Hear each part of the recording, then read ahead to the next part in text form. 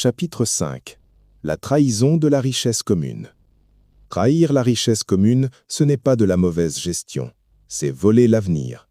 Une nation qui pille son propre sol pour nourrir le confort présent de ses élites ne commet pas une erreur politique, elle signe son arrêt de mort. Doctrine du caractère de Forge, Emmanuel. Élargissons la focale. Ce qui se joue à l'intérieur des frontières avec le favoritisme se joue aussi à l'échelle des nations avec la spoliation. Nous voyons aujourd'hui des États entiers bradés à la découpe. Des dirigeants sans caractère signent des contrats léonins qui engagent leur peuple sur 50 ans. Ils vendent la terre arabe, ils vendent les droits miniers, ils vendent les données numériques de leurs citoyens, ils vendent la souveraineté hydrique. Sur la scène internationale, cela crée des nations zombies.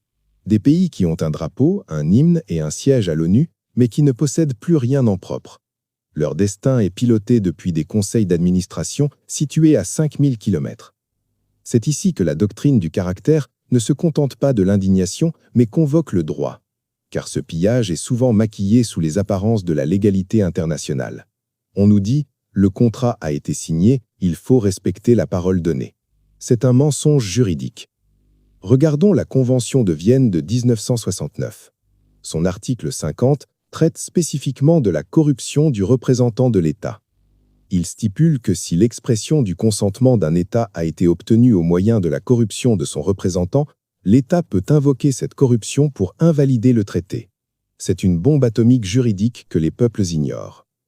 Lorsqu'un dirigeant s'enrichit personnellement en hypothéquant les ressources de ses petits-enfants, il ne commet pas un acte de souveraineté, il commet un acte de corruption. Selon la Convention de Vienne, ce contrat est vicié, il est nul. Le peuple n'a pas consenti, seul le traître a consenti. La dette contractée pour bâtir des villas privées n'est pas une dette nationale, c'est une dette odieuse. La doctrine du caractère affirme que la validité d'un engagement international dépend de l'intégrité de celui qui le signe. Sans intégrité, il n'y a pas de consentement valide. Cette trahison viole également l'esprit de la Charte des Nations Unies. L'article 1, paragraphe 2, proclame le droit des peuples à disposer d'eux-mêmes. Or, comment un peuple peut-il disposer de lui-même s'il ne dispose plus de son eau, de son énergie ou de ses données? La souveraineté politique sans souveraineté économique est une hallucination. Un peuple qui ne mange que si un navire étranger accoste n'est pas libre, il est en liberté conditionnelle. Le crime est d'autant plus grave qu'il est désormais invisible. Au XXe siècle, on volait l'or et le diamant. Au XXIe siècle, on vole l'immatériel.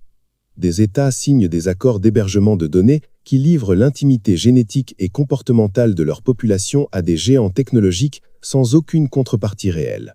C'est un vol intergénérationnel. Un leader de caractère est le gardien du patrimoine. Il sait qu'il n'est pas propriétaire de la nation, il en est le locataire temporaire. Il doit rendre les clés en laissant la maison plus riche qu'il ne l'a trouvée.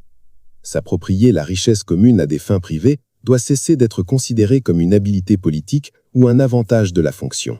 Cela doit être traité comme un crime de haute trahison, car cela tue indirectement des milliers de vies par privation de soins, d'éducation et d'avenir. La richesse commune est sacrée. Elle est le sang qui irrigue le corps social. Saigner le patient, c'est le vendre. Et un patient exsangue est incapable de se défendre face aux prédateurs qui rôdent.